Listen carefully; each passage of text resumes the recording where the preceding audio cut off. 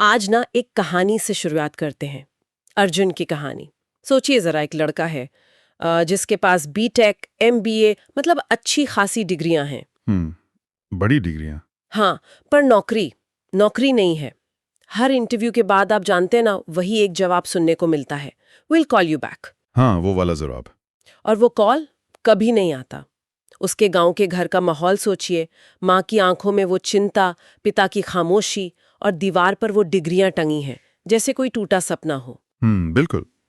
तो आज हम इसी पर थोड़ी बात करेंगे। हमारे पास एक किताब के कुछ अंश हैं, डिग्री वाला बेरोजगार, हुनर से सफलता तक। अच्छा। कोशिश ये समझने की है कि भाई ये जो फॉर्मल एजुकेशन है और जो असल में नौकरी मिलती है, इसके बीच में ये इतना बड़ा गैप क्यों है, हाँ, ये बहुत बड़ा सवाल है। और इसमें स्किल्स मतलब हुनर का क्या रोल हो सकता है।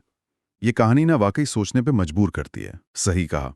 और इस सिचुएशन में जो एक विडंबना है वो देखिए, इतनी पढ़ाई लिखाई, ऊंची शिक्षा ली, उसके बाद भी अर्जुन को क्यों रिजेक्ट किया जा रहा है? क्योंकि अनुभव नहीं है। हाँ, एक्सपीरियंस नहीं है। कंपनियां सीधे कह देती हैं भाई हम फ्रेशर्स नहीं ले रहे, मतलब जिन्हें पहले से काम का तजुर्बा ना हो। ये अपने आप में अजीब नहीं है। हाँ, अजीब तो है, मतलब पढ़ने के बाद भी तैयार नहीं माने जाते हैं। और दूसरी तरफ देखिए, उसके दोस्त वो अच्छी नौकरियों में हैं, कुछ तो बाहर भी चले गए, विदेश। हम्म। और अर्जुन वो वापस गांव में अकेला, जहां इंटरनेट भी मतलब आजकल कितना जरूरी है हम सब जानते हैं, वो भी ठीक से नहीं चलता। हाँ। तो ये जो अकेलापन है, ये संसाधनों की कमी, ये उसके स्ट्रगल को और मुश्किल बना देता है। सिर्फ नौकरी ना मिलने की बात नहीं रह जाती फिर। हाँ, ये निराशा, ये किसी को भी तोड़ सकती है।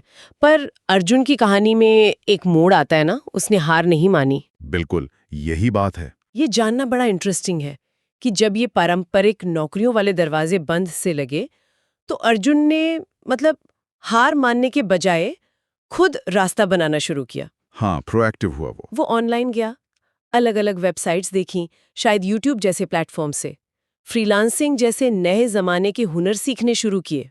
अच्छा, सेल्फ लर्निंग। हाँ, और घर भी तो चलाना था, तो छोटे मोटे पार्ट टाइम काम, यहाँ तक कि गांव के बच्चों को ट्यूशन भी पढ़ाया। दिखाता है कि जरूरत क्या कुछ नहीं करवा लेती। और देखिए, यहीं से उसकी कहानी का रुख एकदम बदल गया। ये जो नए हुनर उसने सीखे थे ना, उन्होंने उसे वो मौका दिया जो उसकी वो बड़ी बड़ी डिग्रियां नहीं दे पा रही थी। सोचिए, जब अमेरिका में बैठे क्लाइंट ने उसके कार की तारीफ की, और न सिर्फ तारीफ की बल्कि $500 का पेमेंट भी किया। अरे वाह, $500। हाँ, वो पल अर्जुन के लिए कितना कितना बड़ा रहा होगा। ये पैसा उसकी डिग्री के लिए नहीं था, ये सीधे सीधे उसके हुनर का, उसकी काबिलियत का इनाम था, असली मान्यता। सही बात है, स्किल की वैल्यू।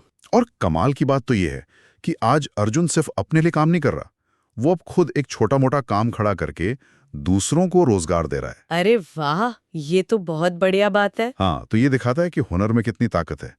ये आपको न सिर्फ आत्मनिर्भर बनाता है, बल्कि आप दूसरों के लिए भी मौके बना सकते हैं।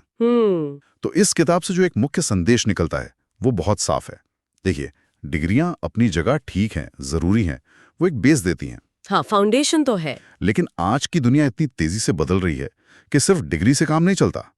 आज के युवाओं के लिए जरूरी है कि वो नए नए हुनर सीखें, खुद पर भरोसा रखें, और सबसे जरूरी, किसी के बुलावे का इंतजार ना करें। हाँ, एक्शन लेना जरूरी है। बिल्कुल, खुद आगे बढ़कर पहल करें, एक्शन लें।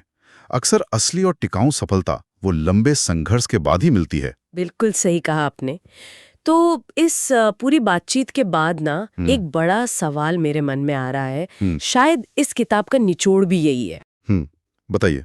कि आज के समय में शिक्षा का, एजुकेशन का असली मकसद क्या होना चाहिए?